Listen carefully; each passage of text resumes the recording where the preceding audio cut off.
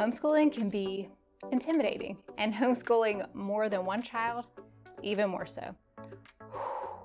This year, I'll have a 5th grader, a 3rd grader, a 1st grader, and a preschooler. Yes, you counted right. That is 4 children, and you might have more.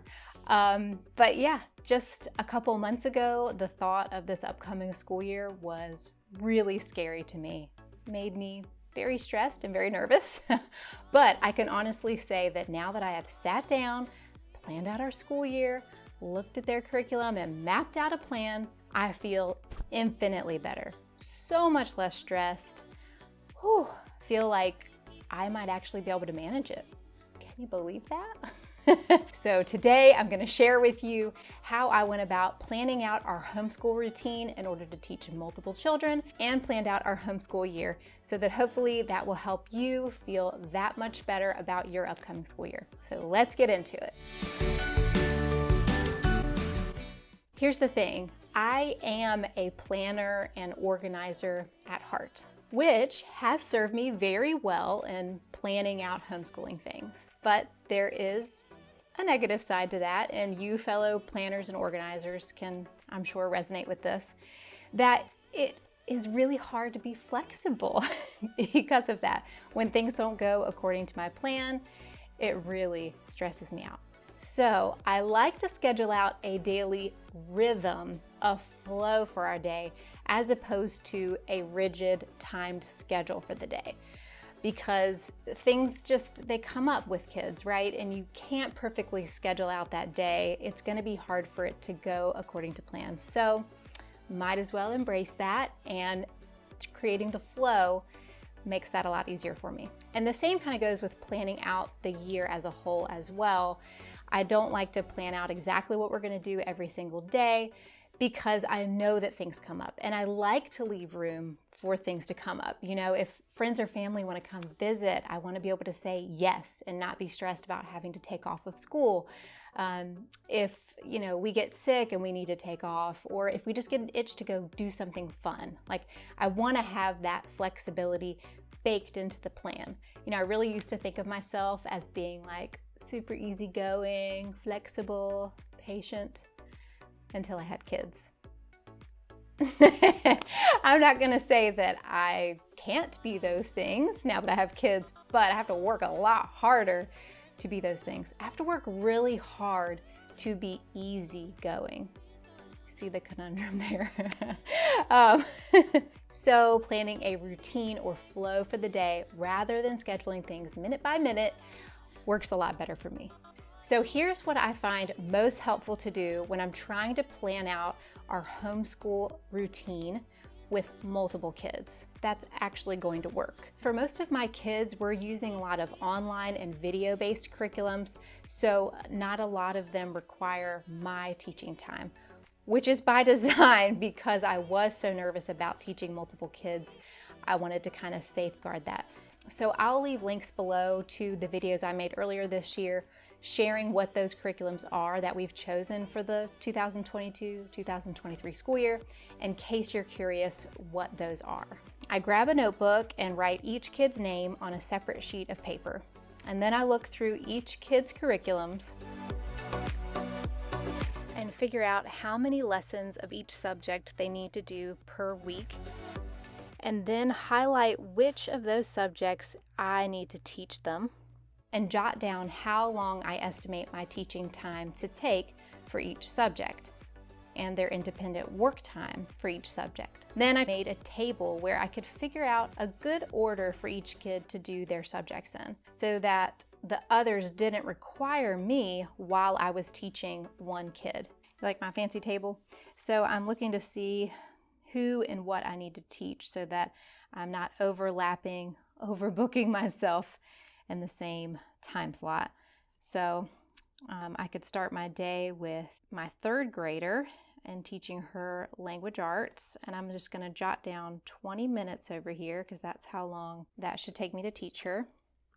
And I'm going to highlight that subject so I know that's me. I have to teach that. And then I can have my 1st grader be on the Hooked on Phonics app doing those games independently while my 5th grader is doing his English class, which is online. And then I just keep plugging these in so that I'm not overlapping myself at any point. And I can still mix and match this around if I want to. You may find this easier to do in an Excel sheet on the computer, so you can like quickly copy and paste and move stuff around. But this is just a great way to visualize where I'm needed, when I'm needed, so that I'm not needed at the exact same time, which of course they're gonna have questions and that's fine. But I'm not needed to teach, and I'm not putting somebody off to wait for me for like 30 minutes for their lesson. So I find this very helpful. Sorry for my terrible handwriting. And of course, we can also use break times for the other kids while I'm teaching one kid, but I didn't want our whole day to be like that and be taking more breaks than necessary and then be pushing the whole school day to end really late. Like, I really like us to wrap up around lunchtime if possible. So I find that writing this out and making this plan strategically does help us to be efficient in our homeschool day. So really simply having this mapped out, this flow for each day and each week, brings me so much calm. I feel like things are less chaotic, and I am much less stressed out now that I have a plan of attack. Because usually I feel like I have to juggle it all in my brain, and it's too much. And so having it all laid out on a piece of paper that I can print out and reference throughout the day makes the school day so much easier, gives my brain a break, and I'm going to print out schedules for each one of them to have at their desk. I say schedule, but flow for the day that they can kind of use as a checklist and know what order to do each subject in. So then I just went on Excel and I made up these schedules to hang up. So the first one is for me to have on the corkboard that's next to my desk. And so it's a list of the order of subjects for each kid. And I don't have one for my preschooler. He's only 3, and so he's pretty easy to just do little learning games with here and there. I've got my oldest, my 5th grader. He's got all of his laid out. We do a 4-day school week, but that fun school day is flexible. It's not a set day of the week. So that's why I labeled it day 1, 2, 3, and 4. It looks like these 2 days have less subjects, but really he's going to double up on his history lesson on this day and double up on his English lesson on this day.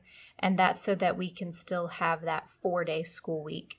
Okay, and then my 3rd grader, she's got her list of subjects.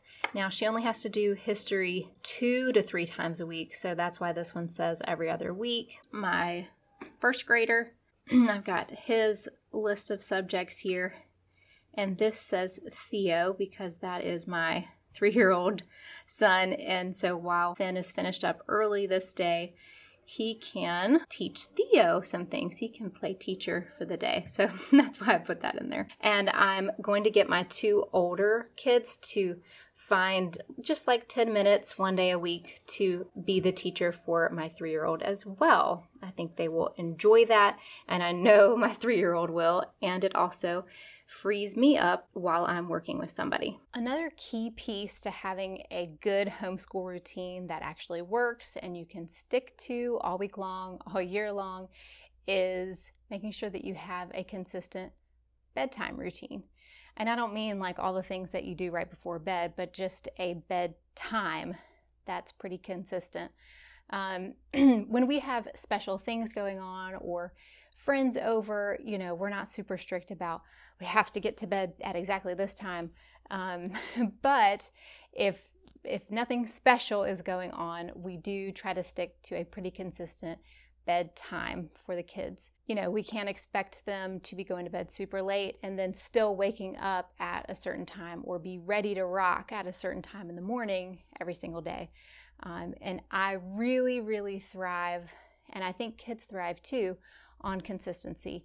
So having that consistent bedtime allows you to have a consistent wake up time, and then that way you have this consistent routine that you do every day instead of like, oh goodness guys, like we slept in till 9:30, 10, now school's gonna take into late afternoon. So I think sticking to a consistent start time of the day is really, really key.